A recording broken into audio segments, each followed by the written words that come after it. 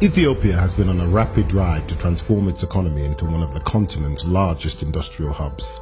This is an all-encompassing project targeting links in agriculture, infrastructure, and textiles to develop a base for development and poverty eradication. With Africa's second largest population and some of the highest growth rates in the world, regularly exceeding 10% annually, Ethiopia has implemented growth and transformation plans, GTP1 and GTP2, in conjunction with Vision 2025, are earmarked to transform agriculture and spearhead industrial growth as the lead component in making the country a middle-income economy.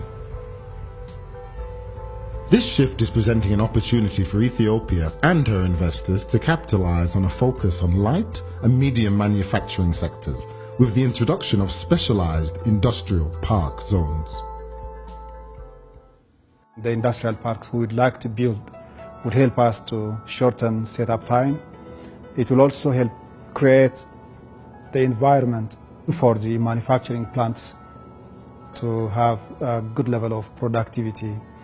So our prime focus, first, the key industries, we have increased them in terms of number and focus. And the cities we have chosen also are selected in view of what they can offer for the specific industry. Additional industrial park zones are currently being developed in Mekelle, Dreidawa, Kombolcha, Adama, and the newly inaugurated Hawassa Industrial Park, which is already attracting globally renowned textile producers, ranging from 500 to 2,000 hectares, with the emphasis on accelerating growth and promoting more FDI in Ethiopia.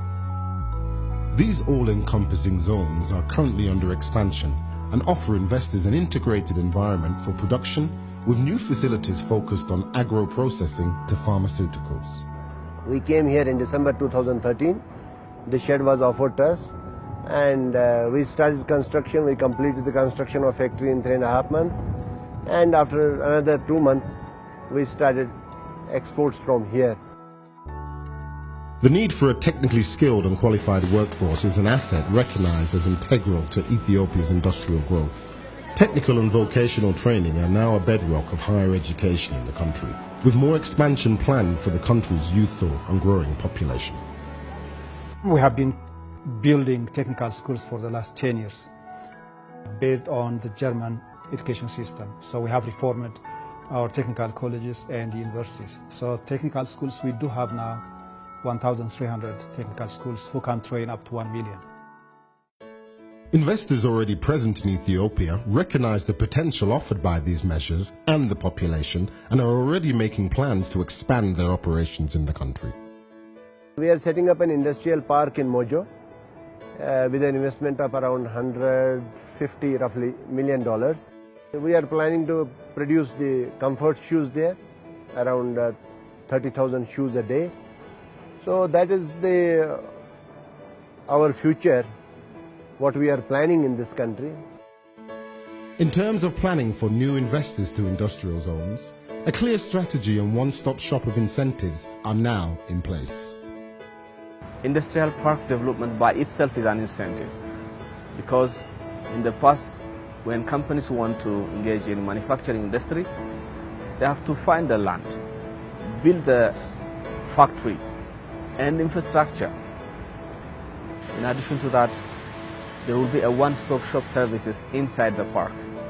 Companies that are getting inside the park will be focusing on their operation. Allowing investors to concentrate on their core business in designated zones has the added benefit of increasing time spent on production and export orientation. Our company, Sin Textile Solutions, ETP Garment PLC in Ethiopia, we export a lot, our completed garment to USA market with the duty-free. For example, according to AGOA agreement between Ethiopia government and USA government. And also, we have a lot of European buyers. So, in order to export, in our garment, in Europe market. So our company is enjoying a lot that kind of system. For those considering investment in Ethiopia, The agricultural sector represents major opportunities for returns that will build capacity and in turn facilitate growth in the national economy. The shift is being made from a subsistence agriculture model to ultimately the driver of the economy. The fundamental transformation of this sector is the catalyst to reinvigorate the structural base of the country. This is an agrarian economy. One of the programs we have, or the Vision 2025, is first, we will like to continue focusing on transformation of agriculture. Agriculture is absolutely important for us, and we have given it top priority for the last 2 decades. We would like to continue giving special attention to agriculture. Opportunities in Ethiopia for experienced agri-investors are vast.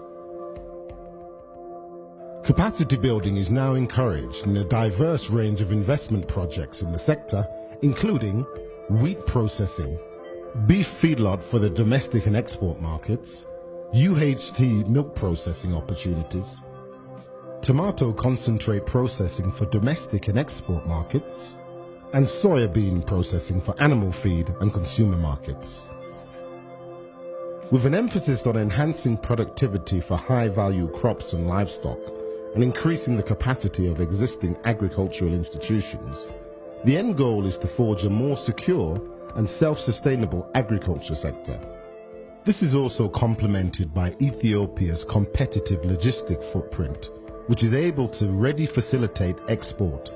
With new regional roads and rail routes, the country is also one of the leading aviation cargo hubs on the continent.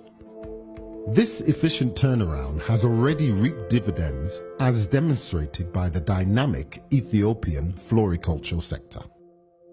In addition to this, opportunities also exist for packaged fruit and vegetables for export to specialty supermarkets in Europe and the Middle East, tropical juice processing for domestic and export markets, along with beef and poultry. These individual opportunities represent a demand for integrated processing plants that have the potential for export and also supply a rapidly growing Ethiopian market.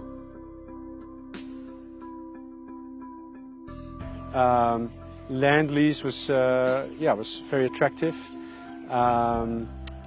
Access to the market in general was easy for us to get a cattle and to get the feed ingredients for our feed was easy to get done here in Ethiopia. Tax holiday was attractive. Duty-free import of machinery was really helpful to get established. So I think those things really helped us to choose Ethiopia. Yeah, I think there's a lot of room left for expansion. Ethiopia, beef-wise, is quite an untouched place. We're not that big yet. We at this point have 5,600 animals on site, but are already the largest feedlot in Ethiopia. And Ethiopia has a huge population of cattle, 60 million animals in Ethiopia. So yeah, I believe there's a lot of room to expand. The expanding growing livestock capacity also brings its own demand for an increased supply of quality animal feed, moving from low to high productivity.